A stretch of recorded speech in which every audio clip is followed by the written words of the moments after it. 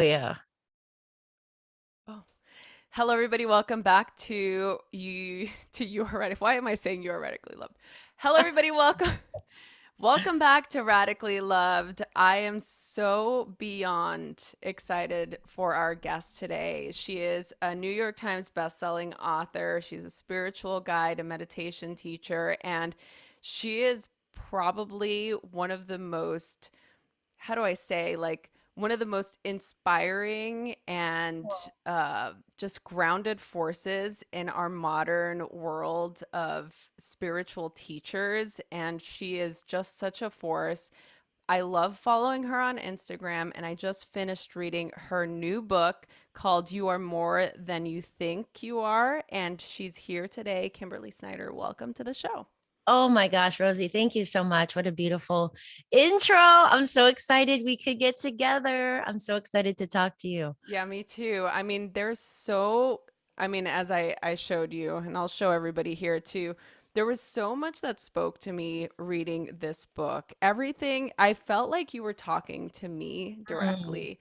And as I shared with you, we have a similar introduction to the teachings of Yogananda, but most importantly, I think I'd love for you to share with the audience, like, this is now your seventh book?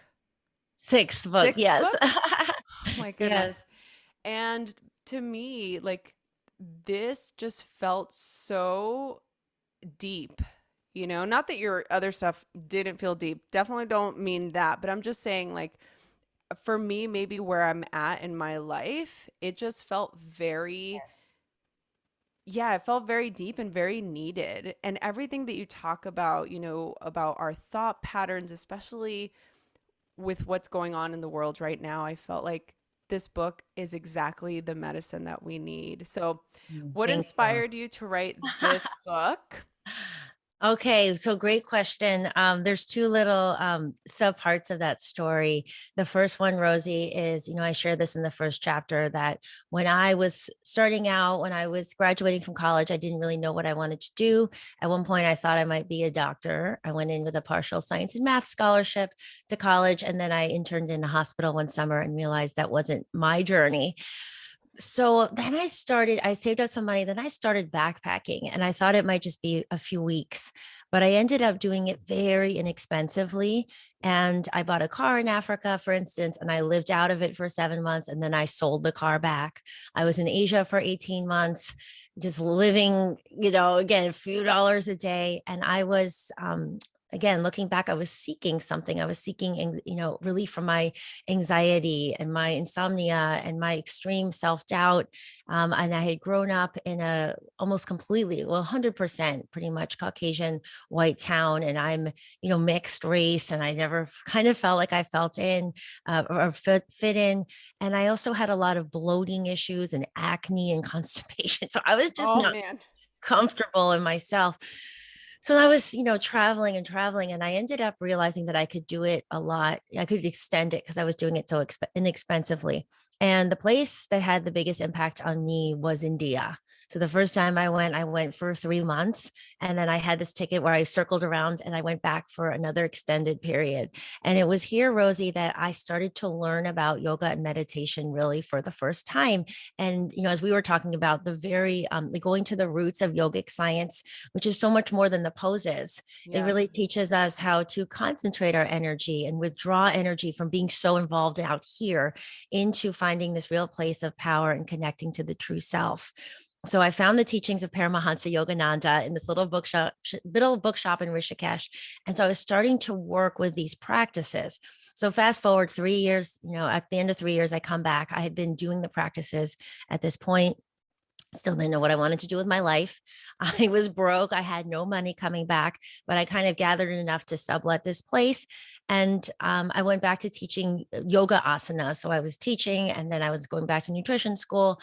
And then the crazy thing, Rosie, is it was like these patterns started to emerge. And it was like these teachings were really helping me to create something out of nothing. I didn't, like I said, I had these experiences, I had these ideas, but I didn't really have a set direction. But it was like I stepped into this flow. So I was like, oh, I'll start this free WordPress blog. And the only person I told the blog to was my yoga students. And then it started to spread throughout New York City. And then my first celebrity found me. And to this day, I don't even own a TV. So I certainly was not trying to get into that world. But I got on a film set. I started working with different actors and then more. And then it was just like growing organically. And then I was going on Good Morning America regularly and Dr. Oz. And then the first book deal came. And this is why I tell you the story, Rosie. The first book deal was a manuscript that I put together called Catching the Fire. And it was a travel memoir. And it had a lot of the teachings of this book. My first publisher was HarperCollins, and my first editor was Sarah. And she looked at my website and everything, and she's like, "Oh, she's like, the food and the recipe stuff is really taking off. So why don't we do a food book first, and then we'll do this book second?" So that was exactly 10 years ago to this year, Rosie. And so that was my first book was called The Beauty Detox Solution, which did really well, sold like 1 million copies. So the second book, they wanted to do a food book. Then the third book started going back to this holistic, more spiritual perspective. It was about chakras. It was called The Beauty Detox Power. And the fourth book I wrote with Deepak Chopra, which was about Ayurveda and spirituality primarily. And then the fifth book was about mind, body. And then this book, Rosie, is my full playbook. It just came down when I was 34 weeks pregnant with my second son. And I was like, okay, this book wants to be written. I think I signed this book deal 3 days before I gave birth. Oh So my it was like, it wasn't like I planned it, Rosie. It's been germinating in there for years. I've been wanting, I always want to share with people what has helped me the most. And these teachings have helped me the most as far as create real awareness and confidence. And, the longest chapter in the book is called You Are Creator. It's chapter 19. It's how we take our individual gifts and really channel them, create them into form out in the world. yes. And, anyways, I'm so excited. It just felt like this book wants to be here now. So Yeah. here Well, we are. that was, and it's amazing, like I was introduced to you with that first book with that you Oh, did with Deepak Chopra. So that's how I became familiar, and then I got all of your other works. And so they're all still very much you, right? Like I definitely feel you in each one, but this one definitely feels very like, wow, this is how it's almost like the how to apply that practical, magical grounding in your life so that you can create that life that you want. And, yes. you really go into talking about how our thoughts make that happen, and I think it's the thing that we neglect the not neglect the most, but I feel like our thoughts are so powerful, our words are so powerful. And the fact that you called this book You Are More Than What You Think You Are, like that to me is, yes, so true and so good. And I love that the download came in when you were pregnant. I want to know like that moment. So I'll back up for Yes. people that are listening to this podcast. We have a lot of people that are going through a transformation, right? People that are, wanting to find exactly what they want to do, or they're doing something they're not completely happy with, or they're utilizing this time, this upheaval of the last 2 years to restructure their life. And so the search is always, what is my purpose? What am I here to do? How do I find that creativity? And so I love you really speak to that. So for the people that are listening that are wanting more guidance, what would your advice be? Like how Yes. do they tune into that part of themselves? So thank you, Rosie. The first thing I want to point out is as well is the subtitle of the book is practical enlightenment for everyday life. So thank you for pointing out that word. It is very important to me that this book is a guidebook. It teaches you practices that you do and techniques and teachings for really creating in your life. So, I would read something like Eckhart Tolle, and I love him very much, but I feel like, well, this is I love the philosophy. I love the idea of it, but what do I actually do with this? Right. So this whole book these short chapters are centered around a core teaching, and then they include the practices of how to hone in, how to be more magnetic, or how to create that real sense of deep, deep, unshakable confidence. And so it's all around the central theme, though, which is really connecting with the true self. So I think when people are searching for purpose or they're trying to create what they want in their life, we need to talk about this first and foremost. You Yes. mentioned thoughts, right? So thoughts can be supportive, but they can be unsupportive. And what I mean by that is, you know, back to the title, let's go to the root. What, you're more than you think you are. Well, what do we think we are? Most of us think we are this shell. So the ego, what the ego can see in the mirror, everything we sense with the five senses. So the ego is like looking out. What do I look like today? What are people doing out here in the world? What are they doing on social media? It's always just like out here. And so this is what Wayne Dyer calls the less than 2% of who we really are, is this outer shell of looking and doing. The true self is this formless part of us. It's this stable, courageous, infinitely creative, intelligent part of us. So it is the voice of our intuition, of our gut. It's the voice of our heart. And so this is the part of us, Rosie, that yoga science teaches us that is our true identity. This is this eternal part of us. We can call it, the spirit, individualized inside of it, the soul, the part of the universe, whatever language we want to use. But when we start to tune more and more into this part of us, which is usually dormant, because a lot of us are attached to identity and these primal fears out here. The thoughts that come from out here, the ego, are often fear-based, Rosie. They keep us small and limited. They tell us it's trying to keep us safe, in a sense, the ego is, but a Yeah. lot of it is based on limitation. So like, who do you think you are? Look at this, and you're not good enough, or you're not pretty enough, or you're not smart enough. So the thoughts are tricky. What connection to the true self does, and we do this through stillness. There's also practices like in the confidence chapter, a 90-second practice to come back Yes. to center. If you find yourself comparing, so what this teaches us instead is that, oh, there's a deeper place that I intuit direction, and I find the answers and the solutions. The solution isn't the same place as the problem. The problem is like, oh, out here, you're not enough, you're not skinny enough, blah, blah, blah, blah. So let me try to work harder. Let me do more dieting. Let me shine this up versus, oh, let me connect into this deeper place inside of me.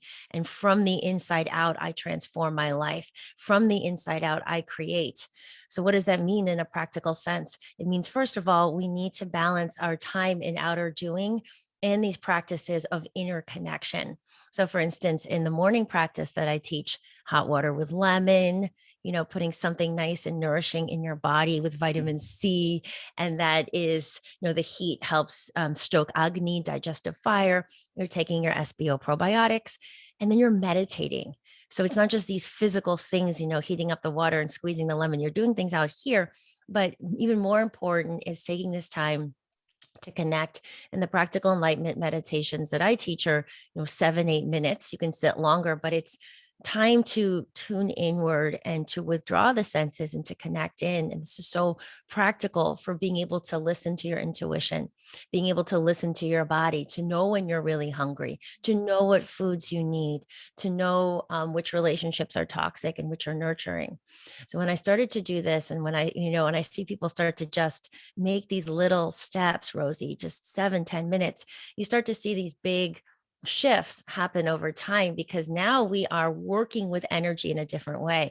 We're not just giving away our power all day, all these alerts dribbling in and day out. And, maybe I'm doing this morning, but we have a real rhythm. Like every morning I meditate, I sit, I call in my energy. And then if we have more time, or what I recommend is, for anyone out there that's trying to figure out a solution or what direction or what their purpose is. And there's a lot I say about purpose in the warrior chapter, writing Yes. your warrior's creed. But even in the beginning, Rosie, just outer doing, inner meditating, and then in that potent space after meditation, when the thoughts are a bit more settled and we're more here in our center versus out here in the peripheral nervous system, it's a great idea to pull out your journal and to, ask, what is the best thing for me to work on right now? How can I use my energy? Like, what does the world need right now? How can my energy work with the way of things? We could say the will of God or the greater good. So we're not just trying to, I think a lot of times we try to manifest very specific things that Yeah. aren't really in tune with the whole. And it's just more arduous that way. So we also want to learn to unite, to yoke our individual will, Yogananda calls our dynamic will, with the greater flow and energy. And then things amplify like bananas. Then we start to really see how powerful we are at manifesting. So I could go on, but yes, like Rosie, there's a lot of Yeah, things no, we and you can. I mean, we live for can like this geek out on this. Yeah. information. I'm like, this is so good. I mean, this really, it's what we love. I mean, that's the whole reason why we have this podcast is because we are just so committed to this information. And you talk a lot about discerning that power, about being able to discern, okay, how much of this is the ego or how much of this is my actual intuition desire. And so can you talk a little bit Yes. more about that process for people that are just beginning to, Okay. let's say, tap into that? Yes. Yeah, so let's just say like you're listening to me right now and you're like, yes, yes, the voice of the true self, which guides you. Like I was saying, when I stepped into a flow, when I got back from backpacking, it was like, before that, it was all this like pushing and like overstudying. I was obsessed with achievements and having perfect grades. So I was like, stay up all night, keep going, right? There's this pushingness versus when you're living from your intuition, it's like this river that's just kind of flowing. And I really do believe that we can hone that in all of our lives. We can learn to live more from our intuition, but especially in the beginning, like I said, the ego is tricky. The ego is like a trickster. So it starts to put these fears in our mind. And then we start to say, oh yeah, I want to be meditating, but actually I need to do like 5 more things on my to-do list, or I could squeeze in these 3 emails or whatever it is. So it's like we can't go to our thoughts because our thoughts are going to be unreliable. So, what's one clear channel that we can start to rely on, especially when we are starting out? The body, the wisdom of the body. And what I mean by that is we can start to, very simple. Let's say, you just want to see, is this the path or is this isn't? To me, it boils down to, am I an ego or am I in the true self? And you check in with your body. And if your body is feeling expansive, open, right? Like there's just like a looseness, like this expansive energy, because the true self is expansive, right? The oneness, the love, the compassion keeps expanding. The connection between us keeps getting expansive, expansive. So that's the true self.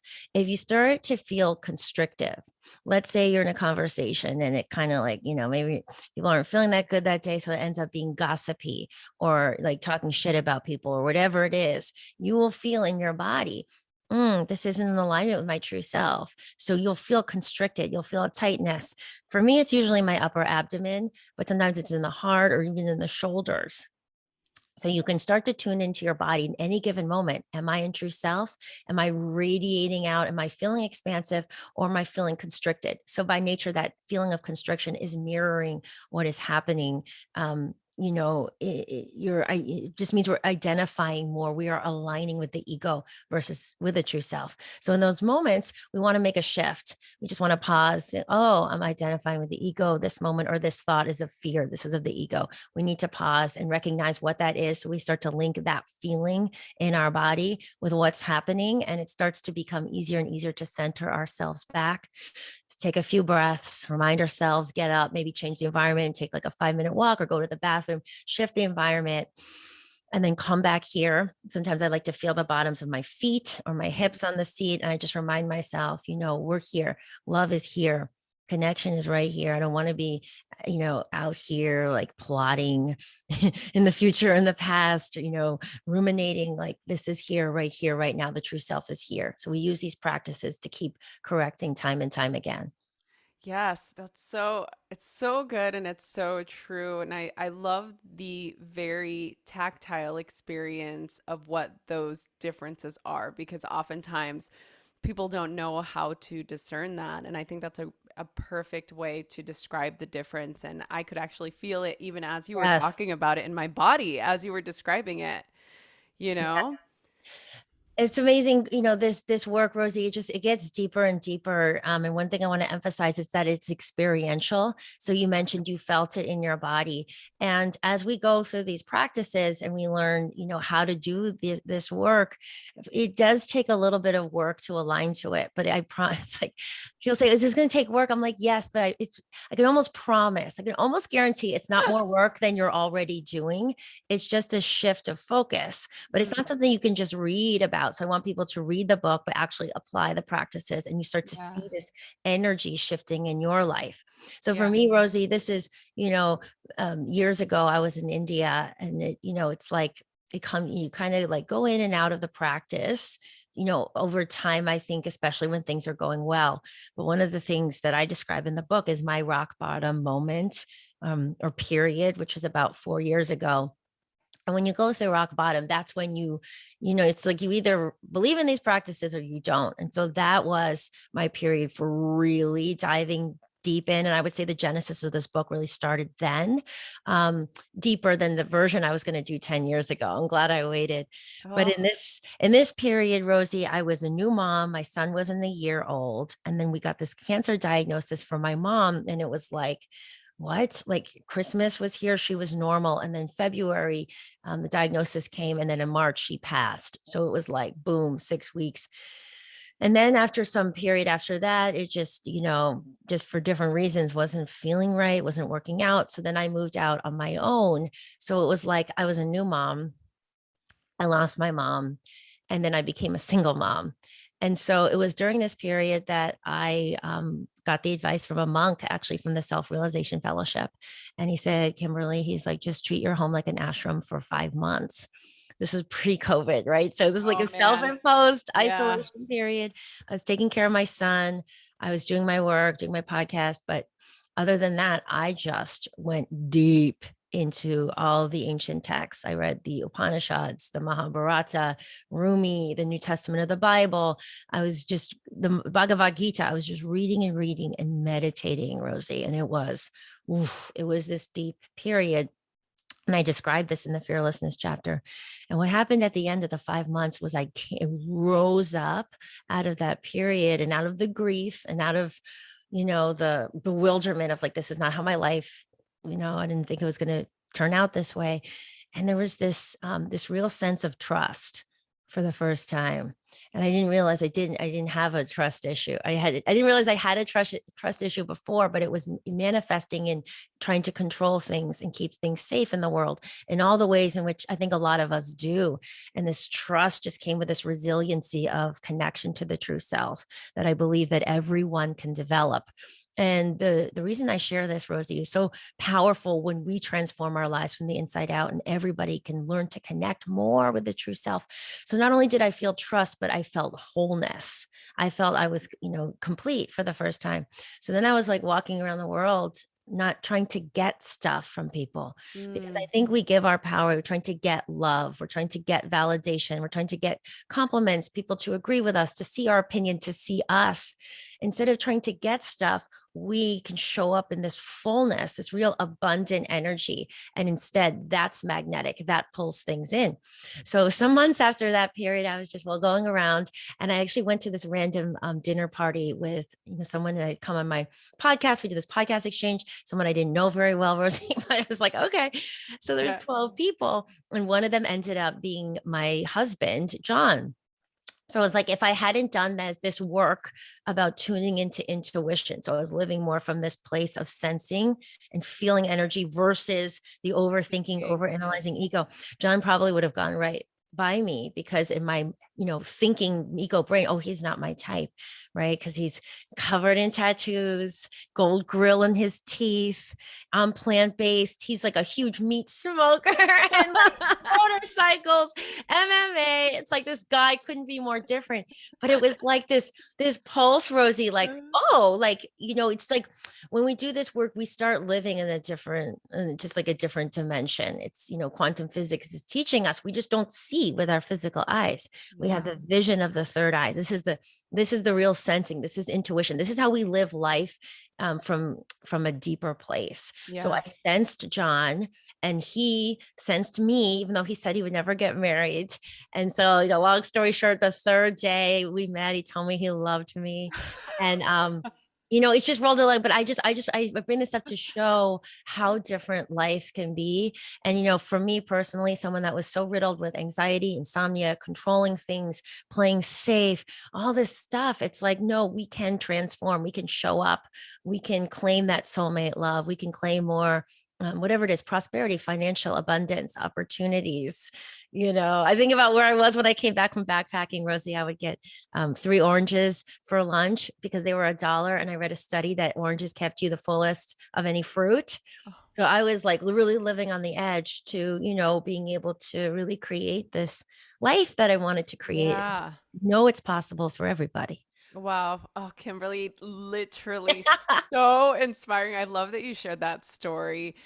There's two questions I have, and one of them pertains to going back to that type of thinking. What do you do when you say, "Okay, I've committed and I'm going to make my environment into an ashram and I'm really going to do these practices. I'm going to take them to heart and I'm going to practice them every day." What do you do if you're in a situation where the people around you aren't supporting you or they are doing the who do you think you are? Yeah. What do you do with how do you manage how do you deal with having somebody like that in your life? Well, I'm a big believer in healthy boundaries, first of all. And remember that boundaries aren't about keeping out what we don't want, which is how I think we look, a lot of people look at boundaries. So there's more of this resistance Yeah. energy versus boundaries are to keep in what I want. Right. So let's say the goal is to treat your home like an ashram and to create stillness and space. Like that is what is important to you. And that's what feels right to you.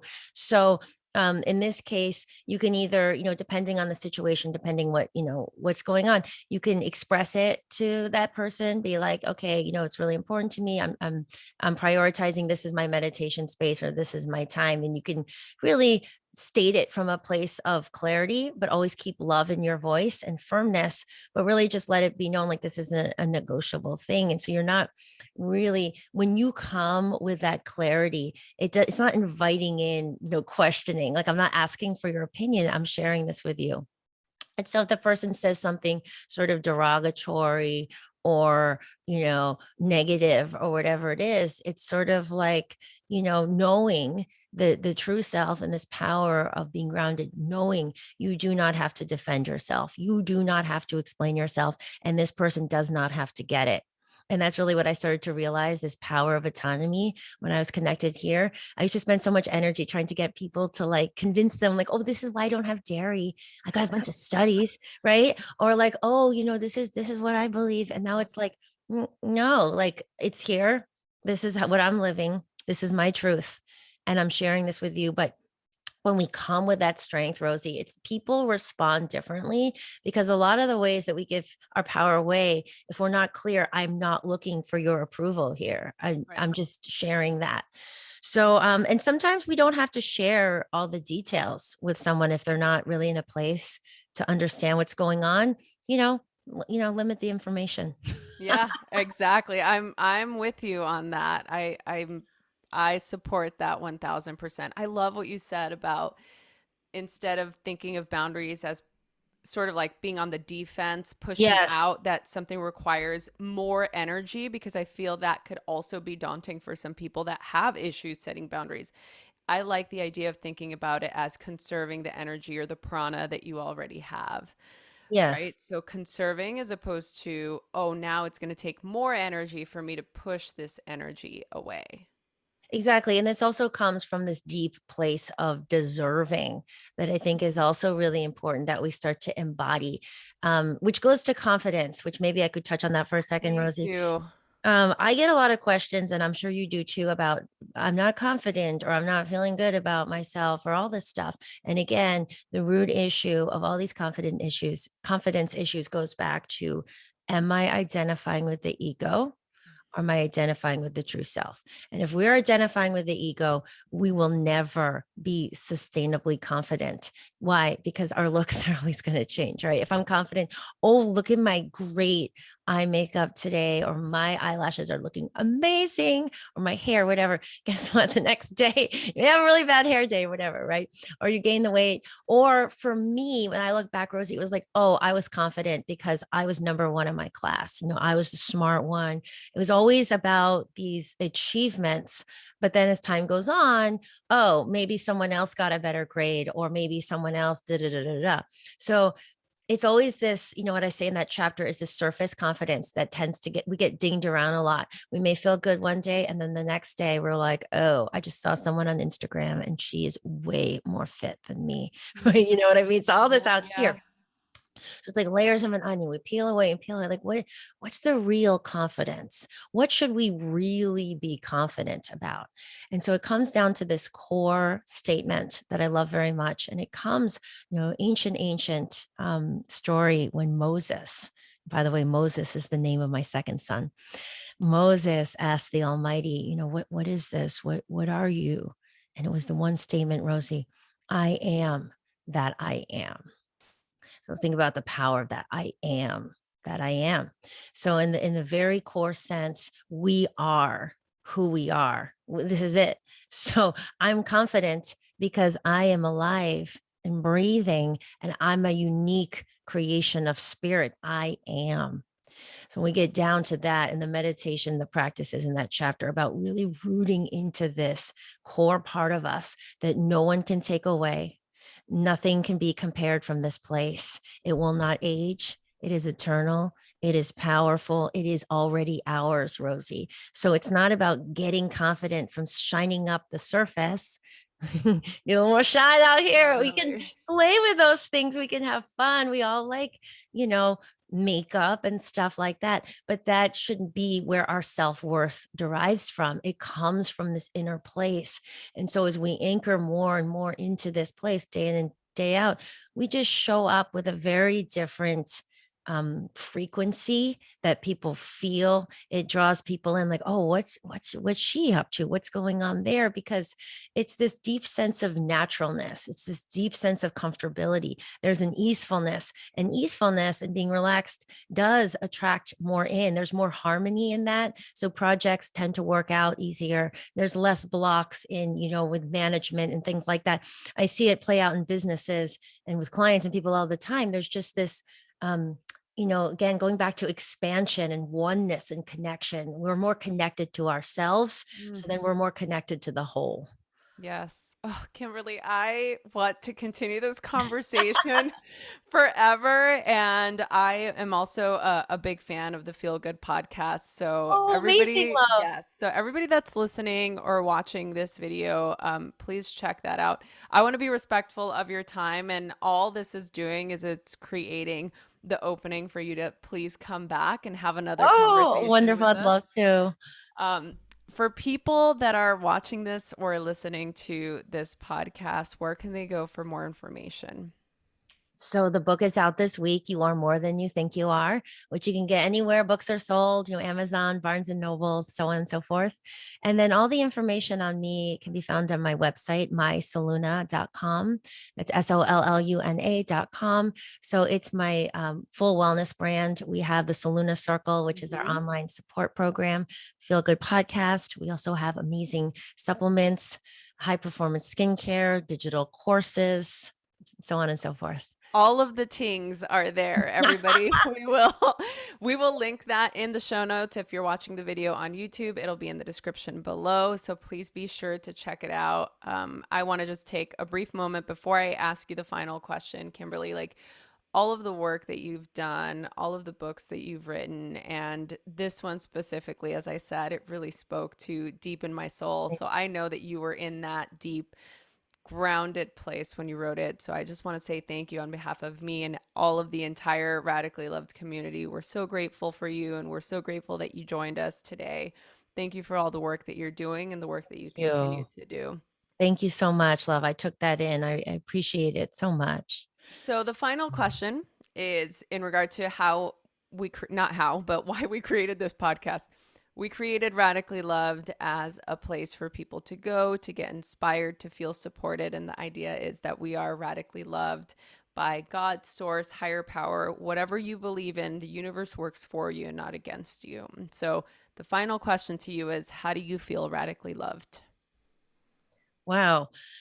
In my day-to-day life, I can answer it, I can take it any way. So for me, as I mentioned, I always thought that love was predicated on doing. I think, as we all have different ideas that we form as children. So for me, it was, oh, I do stuff and then I'm worthy of love. Mm-hmm. So for me, feeling radically loved, this heart bursting open, unconditional love has come from this practice of tuning in, from meditation, from this yogic path of really, really understanding. There's a radical understanding there too that we need to do nothing for love. It's not about the doing, it's just being who we are. This, again, just this drop of consciousness, this unique essence, and just being here right now in this fullness of this moment and finding love, not for doing anything or anything having to be really like special, but just being here now. And it's such a beautiful gift. And of all the things in the world, just having more love and having more access to the peace inside of us is the best thing. And so I just, I would want everyone else to have that experience too. And then I think the world just becomes brighter and brighter and brighter, more connected. Oh, so beautiful. Please, thank you so much, Kimberly, for being Oh, on thank this you. show. I'm so grateful. And the name of the book, again, is You Are More Than You Think You Are, a practical enlightenment for everyday life. And please pick it up. A link to buy the book will also be in the info button. For everybody that's listening and watching this, we did buy 10 copies. So we will be giving Amazing. away. Kimberly's like, yes. That's so sweet. I had no idea. We will be giving away 10 copies to the first people who tag both Kimberly and I on Instagram stories. You know how we like to do these giveaways. So we're very excited to hear what you guys thought. Don't forget to subscribe, rate, and review wherever you get these podcasts. And again, Kimberly, thank you so much for joining us. Oh my gosh, Rosie, thank you so much. It's been such a pleasure and such an honor. So much love.